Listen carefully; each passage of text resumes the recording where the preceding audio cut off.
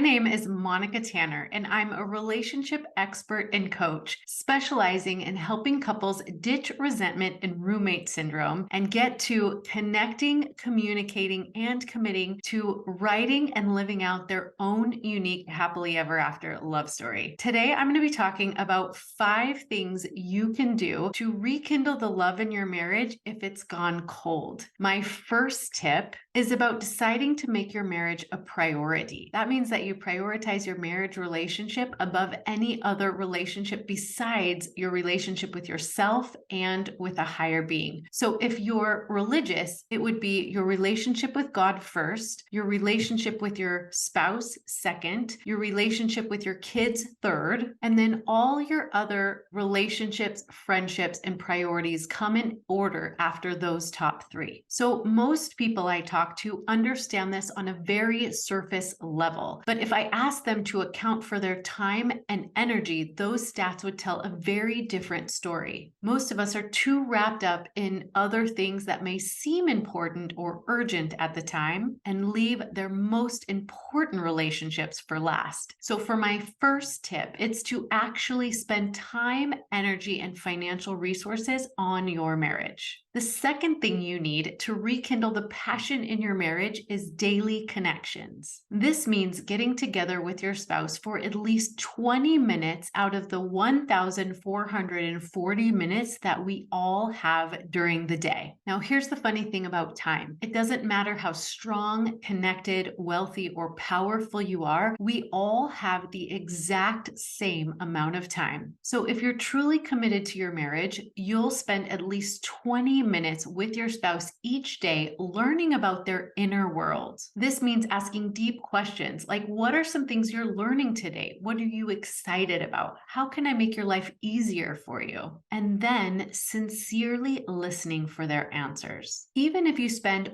all day long together with your partner, you're still experiencing the world in a very different way. And learning these things about each other is a lifelong process. Once you've connected emotionally in these daily connections, it's time for some physical representation of your connection. Whether that's a short peck, a hug, a shoulder rub, or just squeezing each other's hands and looking into each other's eyes, emotional connection should be followed by something physical signaling that you're on the same team. So that's tip 2, daily connections. The third thing you need to rekindle and keep your marriage hot is weekly non-negotiable date nights, meaning that every single week you make a commitment to spend at least 3 hours with your significant other doing something fun, enjoyable that creates memories and bonds you together. During these dates, you don't talk about the kids or the business or your finances or anything else stressful. You focus all of your attention on your loved one. This includes putting that cell phone on silent so you can give each other your undivided attention. I also suggest that you end date night with sexual intimacy. This way, it serves to bring you closer emotionally,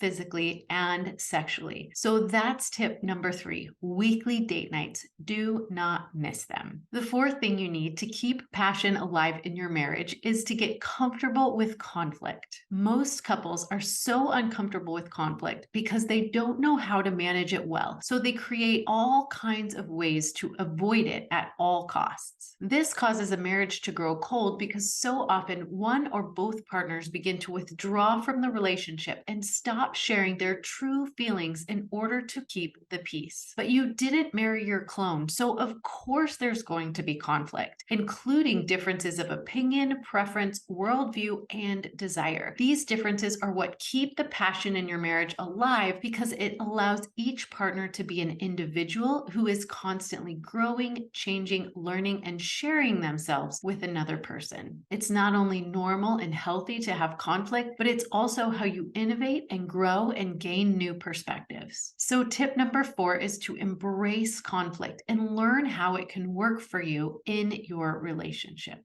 And the fifth thing you need to keep that relationship strong is the commitment to continually continually learning, growing, and developing yourselves individually so you can feel confident sharing yourself with your partner. That means dedicating yourself to learning about yourself, about relationships, about conflict resolution, and all the skills required to create a healthy, thriving, and passionate relationship. This includes developing talents, hobbies, and passions, as well as learning about your own limitations and triggers. One of the best questions you can ask your spouse is, what is it like to be in a relationship with me? So much can be learned by honestly considering the answers to this question. So that's tip number 5, always be learning and developing. When you do these 5 things consistently, you're not only keeping passion and excitement alive in your marriage, but you're also modeling for your children how to create a beautiful, healthy marriage relationship. For more great tips on how to keep your marriage strong and passionate, check out the Secrets of Happily Ever After podcast on any podcast listening platform.